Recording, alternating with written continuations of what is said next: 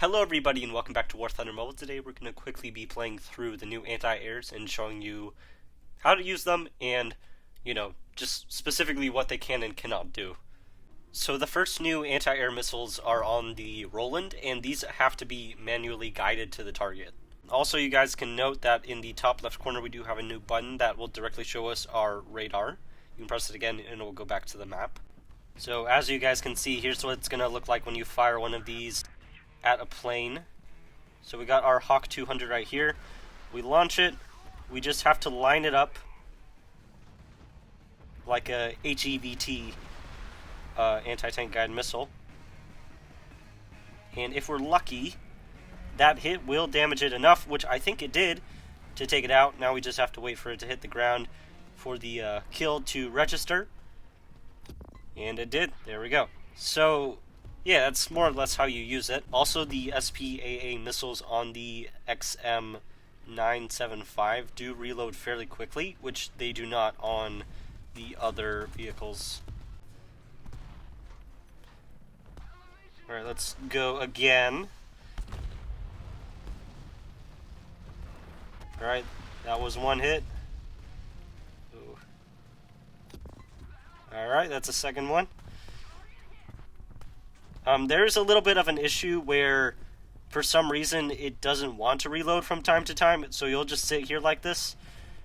No idea why that happens, but we are reloading now, so guess it's not always an issue, but it is an issue from time to time. All right, let's go again.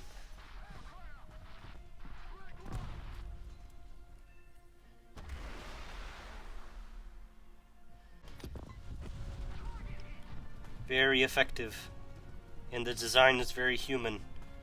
The ZSU-23 4M4 though does actually have some guns, but the radar dish turns extremely slowly, and we do have 4 SAMs that after you lock on and fire them, they are fire and forget, so you don't have to continually guide them to the target.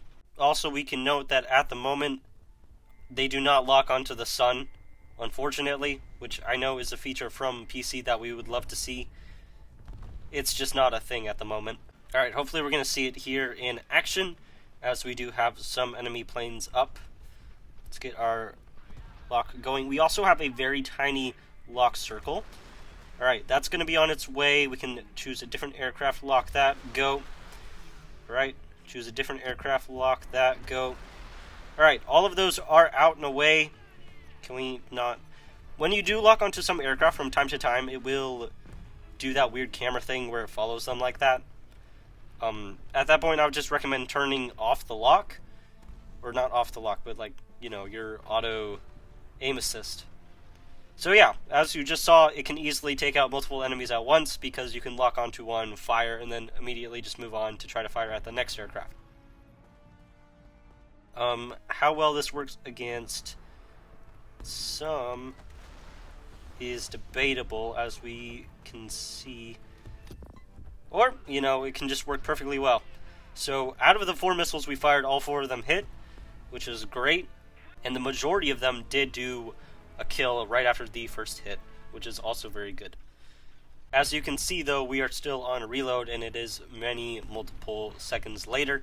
So many, in fact, I feel I might have to shoot this next guy down with my cannons, unfortunately.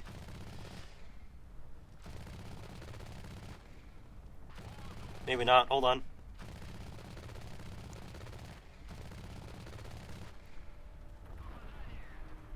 I feel like he's a little too close for that, though.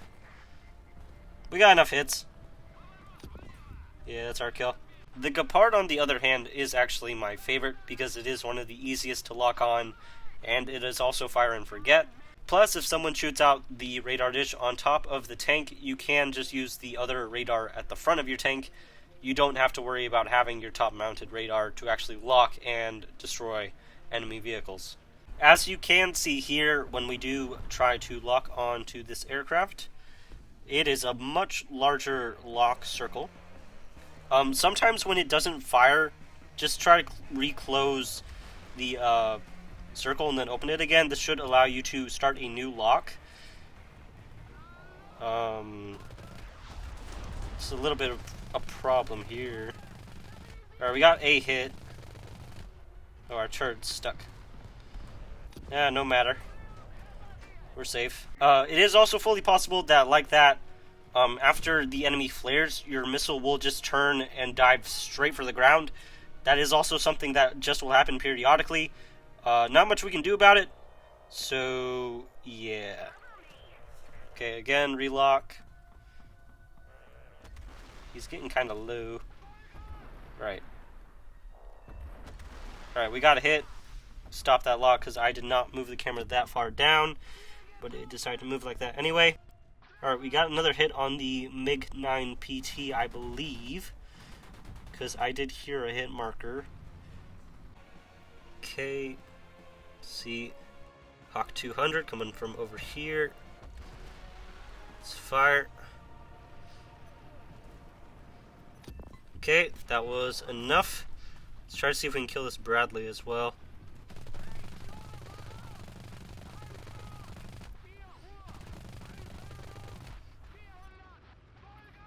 I don't think we can. So, of the new SPAAs, I'd say my favorite is definitely the Gepard 1A2. It's the easiest to lock on to.